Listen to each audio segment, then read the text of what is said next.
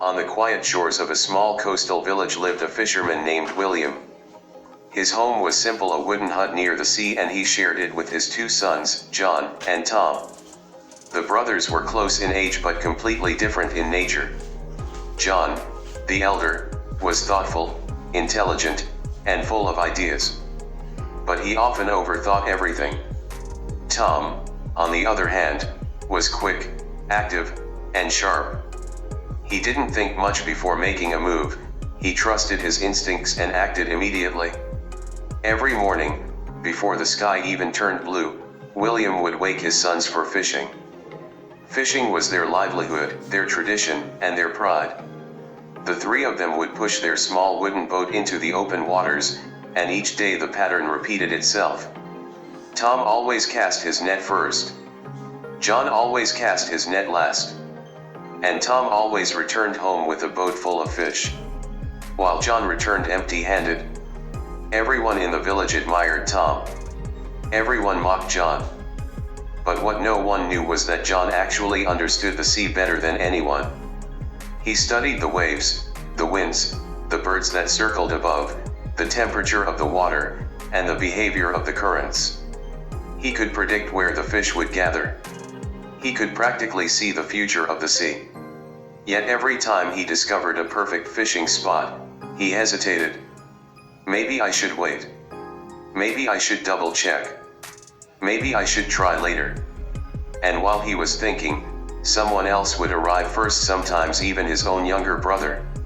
William saw this pattern every day, but he remained quiet. He knew his son had a brilliant mind, but he was also trapped by his thoughts.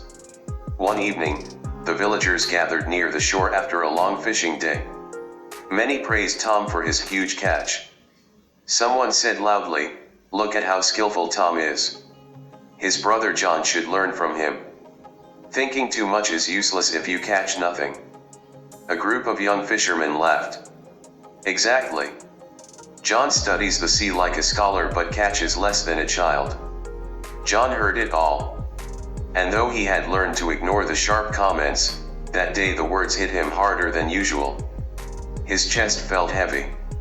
His eyes burned, but he didn't want to cry in front of them. He quietly walked away to the rocks where he often sat to think. Night fell. The sea was calm, but John's heart was stormy.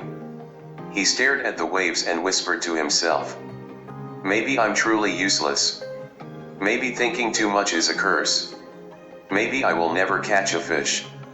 His hope, once bright like sunrise, felt as if it was sinking beneath the dark ocean. William noticed his son missing and walked toward the rocks. When he reached him, he saw the sadness in John's eyes. "Come sit with me," William said gently. John didn't speak at first. The silence between them was long but warm. Finally, William placed his rough fisherman's hand on John's shoulder.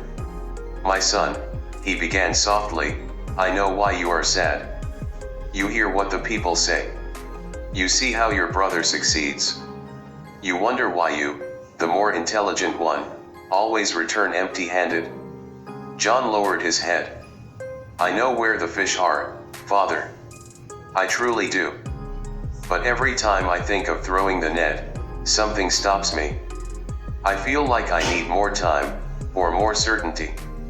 William smiled, not in mockery but with deep understanding. "John," he said, "your thoughts are a gift. They are sharp, valuable, powerful. But you forget one thing: a thought without action is a wasted treasure." John looked up, listening carefully. William continued, his voice calm but strong. "Son, take action on your good thoughts because life keeps moving. If you delay even for 1 second, you lose the chance. Never lose hope. Once your thoughts come, act on them. This is the key to success. Thinking too much destroys you, but your thoughts, your real, clear thoughts can create your future. Act, my boy. Act before the moment passes." John felt the words sink deep inside him. His father wasn't criticizing him. He was guiding him, supporting him, believing in him. For the first time in weeks, John felt warmth in his chest instead of heaviness. His father stood up and said, "Tomorrow, we try again. And this time, you will trust yourself." That night, John didn't sleep much, not because he was anxious, but because he was excited. Something inside him had awakened. Before dawn, he rose from bed and walked to the shore. The stars were fading, and the horizon held a pale golden glow. Tom and William soon joined him, but John was already standing nearest to the boat, ready. This time, he didn't wait for Tom to act first. He didn't analyze every detail. He didn't hesitate. The moment he sensed where the fish were moving, he lifted his net with confidence and threw it into the sea. For a moment, everything was still. Then the net grew heavy. John's heart leaped. He pulled with all his strength. His father rushed to help. Tom stared in disbelief. When they finally dragged the net onto the boat, it was overflowing more fish than Tom had ever caught in a single throw. John's hands were trembling, not from fear, but from triumph. He had done it. He had finally taken action. William placed a hand on his son's back. "You see," he said proudly. "Your thoughts were never the problem. Your delay was." Tom smiled, not in jealousy but in admiration. "Brother, you really found the perfect spot. You always knew, you just never acted fast."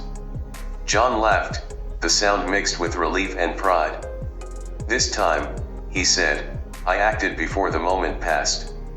When they returned to the village, no one mocked him. Instead, the people gathered in amazement. John didn't care about their praise. He only cared that he had finally broken free from his own hesitation. From that day on, John changed. He still thought deeply, but he no longer overthought. He trusted his instincts and moved quickly when it mattered. And every time doubt tried to return, he remembered his father's words. Thinking too much destroys, but good thoughts followed by action create success. And with that simple lesson, John became not just a great fisherman, but a wiser, stronger version of himself. Moral lesson: overthinking can stop even the smartest person from succeeding. Good ideas only become useful when we take action. Success belongs to those who trust themselves and act at the right moment. Please like this video and share it with your friends and family members, and subscribe for listening more inspirational stories like this. Thanks for watching.